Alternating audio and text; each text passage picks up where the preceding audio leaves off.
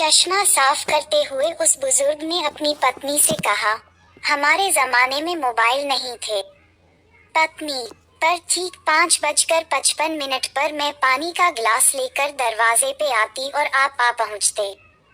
पति, मैंने 30 साल नौकरी की पर आज तक मैं ये नहीं समझ पाया कि मैं आता इसलिए तुम पानी लाती थी या तुम पानी लेकर आती थी इसलिए मैं आता था।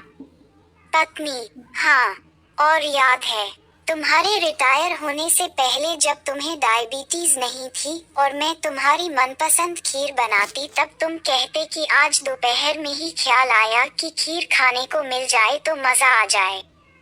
पति, हाँ, सच में, ऑफिस से निकलते वक्त जो भी सोचता, घर पर आकर देखता कि तुमने वही बनाया है।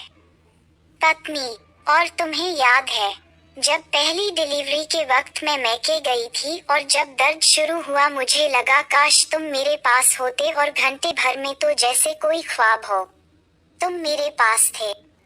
पति, हाँ, उस दिन यूं ही ख्याल आया कि जरा देख लूं तुम्हें। पत्नी, और जब तुम मेरी आंखों में आंखें डालकर कविता की 2 लाइनें बोलते।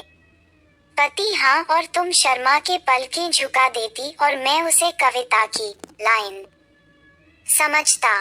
पत्नी, और हाँ, जब दोपहर को चाय बनाते वक्त मैं थोड़ा जल गई थी और उसी शाम तुम बर्नोल की ट्यूब अपनी जेब से निकाल कर बोले, इसे अलमारी में रख दो।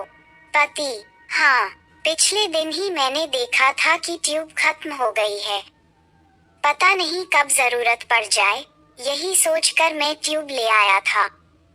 पत्नी, तुम कहते आज ऑफिस के बाद तुम वहीं आ जाना, सिनेमा देखेंगे और खाना भी बाहर खा लेंगे।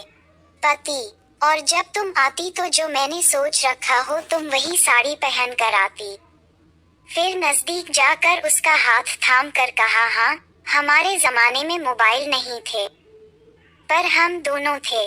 पत्नी, आज बेटा और उसकी बहू साथ तो होते हैं पर बातें नहीं, व्हाट्सएप होता है, लगाव नहीं टैग होता है, केमिस्ट्री नहीं कमेंट होता है, लव नहीं लाइक होता है, मीठी नोक-झोंक नहीं अनफ्रेंड होता है, उन्हें बच्चे नहीं candy crush saga, temple run और सबवे सरफेस चाहिए।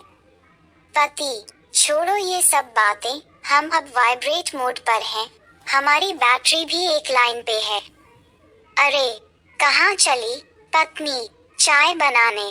पति, अरे, मैं कहने ही वाला था कि चाय बना दो ना। पत्नी, पता है, मैं अभी भी कवरेज क्षेत्र में हूँ और मैसेज भी आते हैं।